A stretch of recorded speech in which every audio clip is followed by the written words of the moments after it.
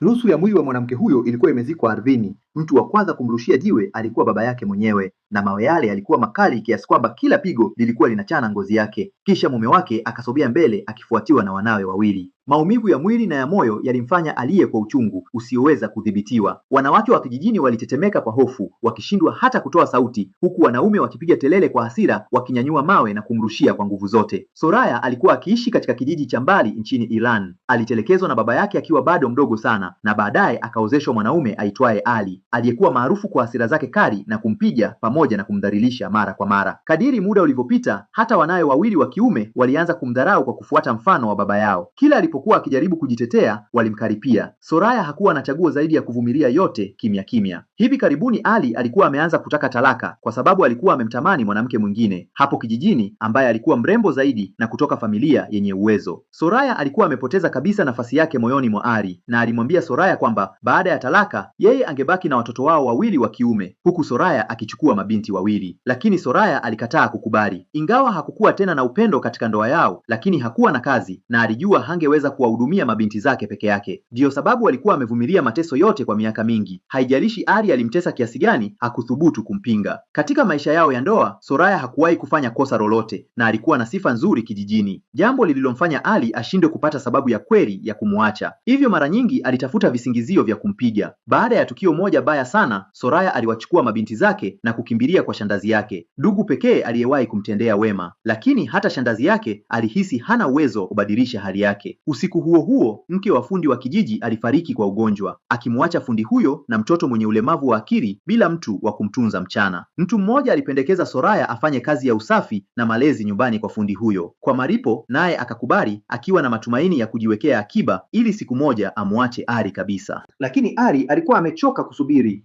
na alipomwona Soraya akiwa karibu na fundi huyo, mara moja akapanga njama mbaya ya kumshutumu kwa uzinzi. Alimshawishi mwanaume aitwaye Hassan kueneza uvumi kijijini kwamba Soraya na fundi walikuwa na uhusiano wa kimapenzi. Mpango huo ulifanya kazi haraka na watu wakaanza kunong'ona nyuma yake. Shangazi yake alipata wasiwasi baada ya kusikia uvumi huo na akamsihi Soraya aache kazi kwa fundi, lakini Soraya alisisitiza kwamba hakuwa amefanya kosa lolote na hakuwa na cha kuogopa, hivyo akaendelea kwenda. Muda si mrefu, Ali na Hassan walifika nyumbani kwa fundi huyo, wakijaribu kumshawishi aseme jambo baya kuhusu Soraya. Lakini kwa kuwa Soraya alikuwa mwaminifu na hakuwahi kuvuka mipaka yoyote, fundi huyo hakuweza kusema vibaya juu yake. Ali alipokosa subira, akaanza kumtishia kwamba kama asingekubali kusema Soraya alimtongoza, basi angesambaza habari kuwa tayari walikuwa kwenye uhusiano, na hali hiyo ingepelekea wote wawili kuuawa, huku mtoto wake asiyejiweza akibaki bila wa kumtunza, akijua mwanawe ndiye udhaifu wake mkubwa. Fundi huyo hakuwa na chaguo zaidi ya kukubali. Kwa uongo alisema kwamba Soraya aliwahi kusema naye kwa namna ya kumshawishi kimapenzi. Kwa ushahidi wake huo, shitaka la uzinzi dhidi ya Soraya likachukuliwa kama ukweli. Ali kisha akakasirika kupita kiasi, akianza kumshutumu Soraya mbele ya wanakijiji huku akimpiga vibaya. Soraya hakuweza hata kujitetea na alilazimika kuvumilia manyanyaso hayo yote. Ali alipokuwa akipaza sauti kwamba lazima aadhibiwe,